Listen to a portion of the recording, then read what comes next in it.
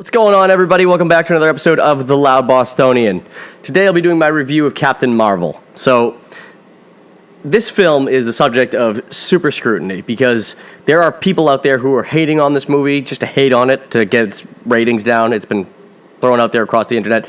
But I'm sure that on the same coin flip, there are people over there who are trying to defend this movie before they've even seen it too. So, there's so much animosity out there that I kind of want to address that before I did my review. I want you guys to know this is just my thoughts on the movie, just whether I liked it, whether I hated it. It is just my opinion how the movie worked for me or didn't work for me. It should not at all persuade you to hate a movie or persuade you to love a movie. Just what I think. Make up your own minds out there, and everybody can get along. Now, having said that, Captain Marvel, I'm just kidding. I didn't even hate the movie. That joke was terrible and very poor taste. I actually liked the movie a lot. But I wanted to throw that joke out there. So sometimes they work, sometimes they don't. Anyway, so right off the bat, let's give some backstory on this movie. This movie is like the 50th movie in the Marvel Cinematic Universe. They went out of it thinking they needed to bring in a big heroine. They needed to bring in a character that could go toe-to-toe with Thanos, and they wanted to expand the cosmic universe. Obvious choice is Captain Marvel. She is a super powerful character and one of the biggest comic book characters in the Marvel Cinematic Universe. So for them to bring her into Marvel comic universe. So to bring her into the cinematic universe made total sense. Obviously, the setup for this movie comes at the end of Avengers Infinity War, which, slight spoilers there, guys. Obviously, when everybody's turned into dust, Nick Fury in the post-credit scene sends that page out to, we don't know who, but I mean, obviously we knew it was Captain Marvel. But so that is who the page goes out to, and that obviously sets up where this movie's going to take place. This movie is a prequel to what happens in Infinity War by many years. This movie's set in the 90s. You can see that in the trailer. So it is a setup before anything that has happened in the MCU. Not necessarily before, first Avenger, but it is a setup to everything that happens pre-Iron Man. And it's the 90s nostalgia in this movie is really cool, guys. It really is. And I just want to say, this is going to be a non-spoiler review, and then I will throw a spoiler warning up there when I want to jump into some more details that I don't want to ruin for anyone. So the setup of this movie is Carol Danvers, Captain Marvel, is a character who has memory loss and has been kind of picked up by the alien race, the Kree. The Kree, you might remember from Guardians of the Galaxy. Ronan the Accuser, who was the main bad guy in Guardians of the Galaxy, is a Kree extremist. So that is pretty much set up there. So he's kind of a bad guy shunned by his people. So his people are kind of like this big power in the galaxy where they patrol their area and kind of whatever. The backstory with the Kree in this movie, and again, this is not spoilers because this is all set up in the trailer and all set up in anything you might have been doing research on, but the Kree are at war with an alien race, an alien shapeshifter race called the Skrulls. Now, I have been waiting a long time to see the Skrulls come into the Marvel Cinematic Universe. They are awesome. I love them since Secret Invasion, and everything about them is just amazing. And I couldn't wait for them to be brought into this universe. So when I heard that this movie was going to focus on the Skrulls as the main villains, I was like, oh man, that's a great choice. And it just further expands the rogues gallery and the alien races that are in the MCU. So I couldn't wait to see them. First screenshots came out of them, they looked a little goofy. They looked like bad guys in like a Power Ranger movie or something like that. But you know what? That's kind of how the Skrulls look. So they're believable in the movie. When you see them, I had no problem with them whatsoever when they were on screen.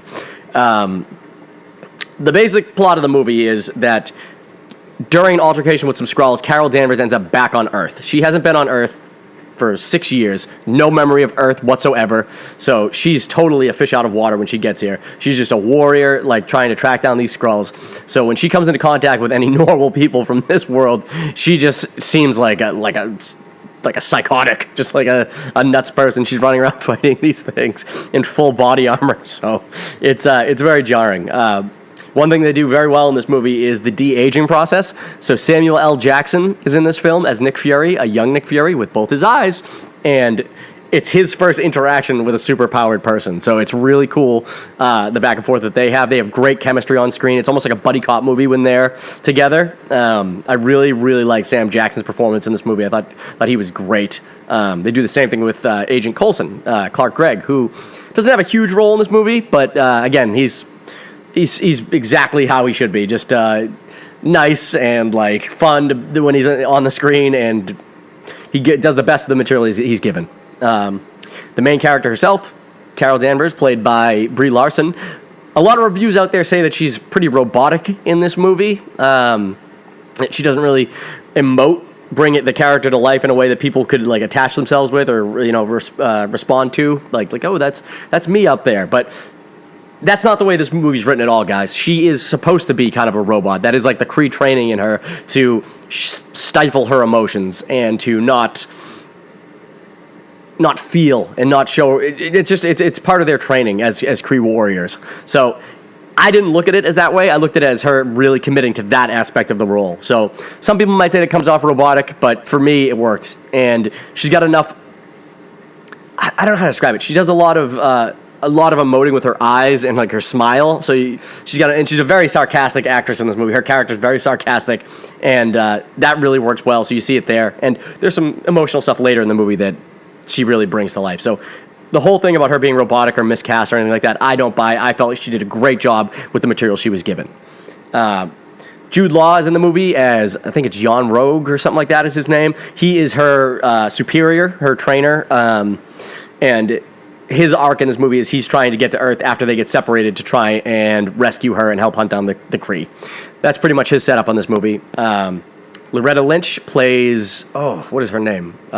Maria Rambeau, who is a pilot in the movie who was friends with Carol Danvers before she went missing. So she really probably brings the most emotion to the film, and her scenes with Carol are what brings out the biggest scenes with Carol, her biggest emotion. So she really is like the heart of the film, and she does a great job. Not major character arc whatsoever, but she does a great job, and she really makes Carol's character that much better. So exactly what you want out of a supporting cast member. The next standout, without a doubt, best actor in the movie, best arc in the movie, is the main bad guy, the main Skrull, Talos, played by Ben Mendelsohn. He is unbelievable. Ben Mendelsohn always pops up as bad guys in all these movies. Rogue One, Ready Player One, a lot of ones in his movies. Guy would have been an awesome, if they ever remake The Breakfast Club, use him as the principal. I feel like he works that well. Good.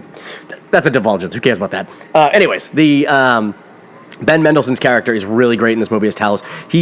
He sells the best humor, in my opinion. I know, like, bad guy selling humor, but, like, his fish out of water, because he's total alien, like doesn't even look the part. So when he is on Earth pretending to be human, it is very funny, and his character arc is fantastic.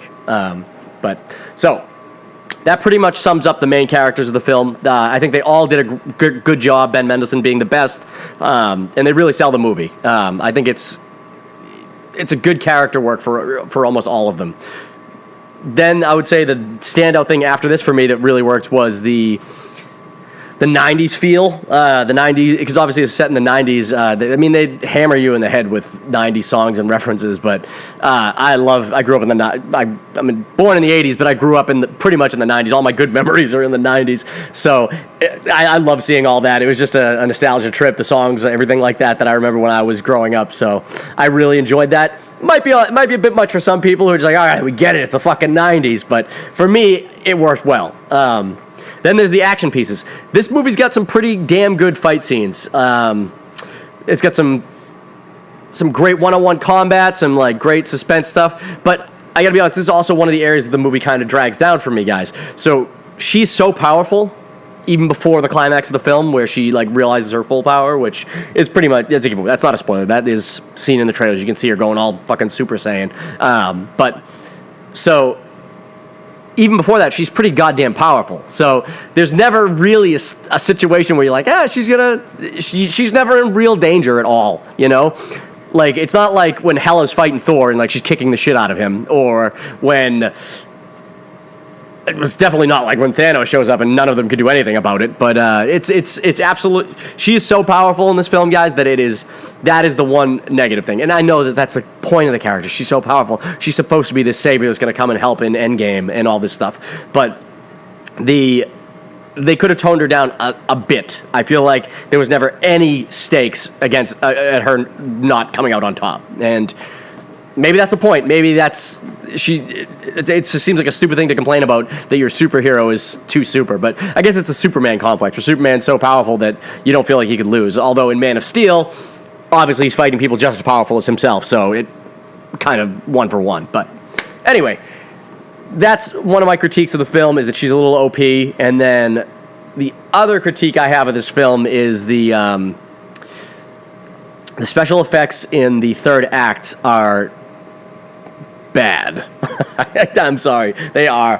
The CG, and you've seen it in the trailers, guys. That's not a spoiler. The CG where she's flying through space with her helmet on, her fucking mohawk hair, and attacking spaceships. It looked like shit in the trailers, and it looks exactly like that in the extended version. I thought it looked horrible. I thought it was so obvious, such obvious CG work that was poorly done. Like, coming off of Infinity War, where they had such great CG work for Thanos, and the de-aging, stuff like that looks awesome, and then the fight scene CG up until that point looks good, but that final arc just has really poor CGI, and it took me out of the movie. It looked so bad. It literally looked like a PlayStation 3 cutscene thrown onto a big screen, and I just felt like if you had this is not a property where Marvel has such a track record and has such money being brought into their studio. They should never have poor CGI for a situation like that. And it really, it took me out of it how bad it looked. But that is the worst complaint I have about the movie, is that one part. And it's like I said, it's in the final act. It's a big fight scene, but that was not enough to make me hate this movie at all. I think the rest of the movie works great. I think the humor works great. Overall, I had a really good time with the movies. I think you guys will too. I hope you guys run out and see it. That's pretty much all I can say without getting into the spoiler territory, so I'm just going to give my final grade on the movie. A lot of people out there are saying that it feels like a Phase 1 movie. I felt it was a little bigger than a Phase 1 movie, but I get the comparison with the typical origin story they're kind of throwing in your face there. So for me, it was good. It was a very good time with the movies, except for very minor things that did not throw me off whatsoever. So I think if I'm going to give it a grade, guys, I would give this movie, I want to say a B-. I want to say a B-. It's definitely not a C, because there was enough that I liked, although that third act CG work is definitely a C grade to D grade, but I'd say B- overall for this movie, guys. So that's all I can say for the non-spoiler review. I'm going to throw a spoiler warning up there now, and then we're going to dive into the nitty-gritty. All right? Here's the spoiler warning. 3, 2, 1. Welcome back to the spoiler review of Captain Marvel. I'm just kidding. Captain Marvel. I'm just joking. I had to use that joke twice in one video? Come on. Anyway, what I really love about this movie, guys, and I'm going to dive right into the good stuff here. The 180 turn in this movie, and halfway through this movie, is friggin' amazing.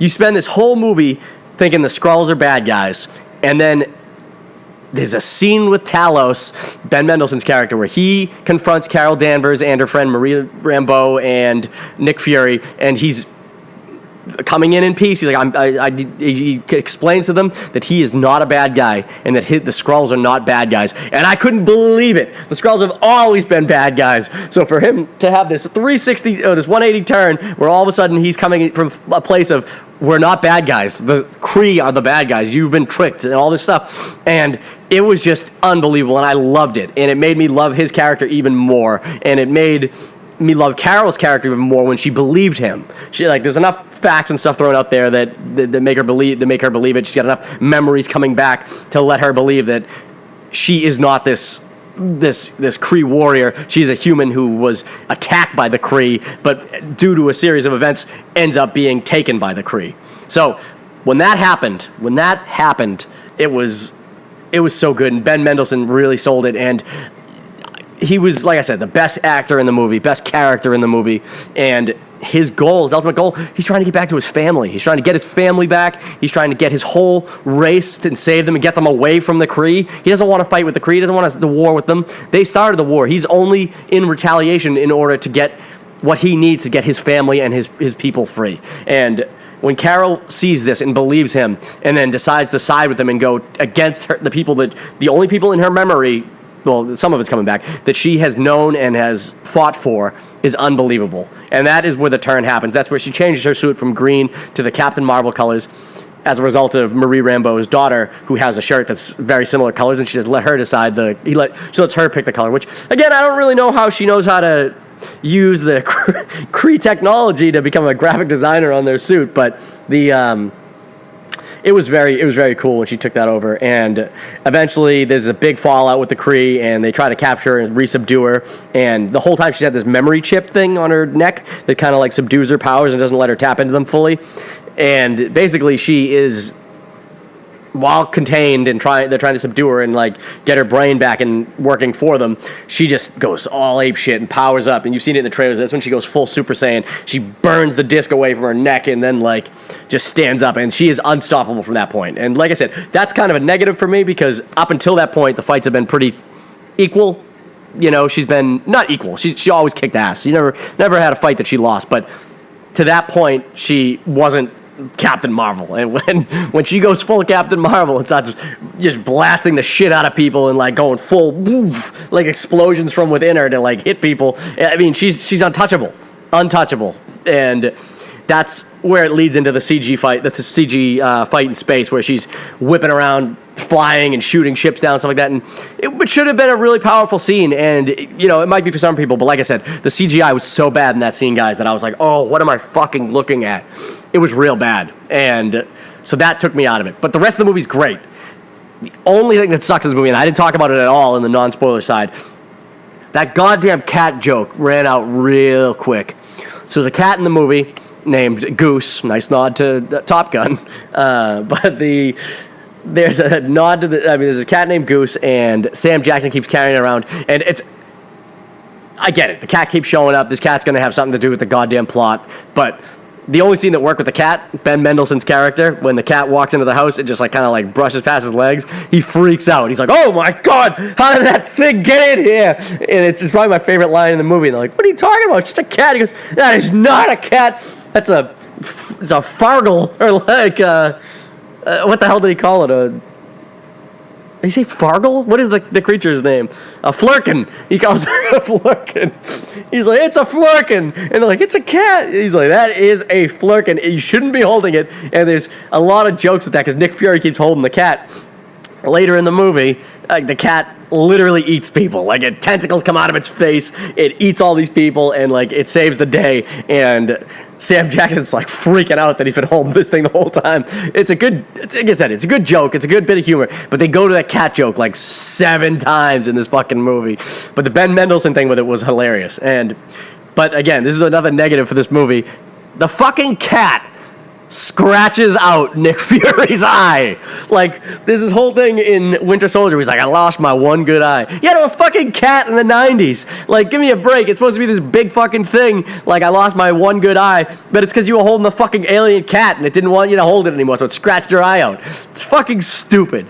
But that's it. That's all I'm going to get into for this whole review, guys. I don't want to go off that negative note, but those, like I said, the CGI, the cat thing,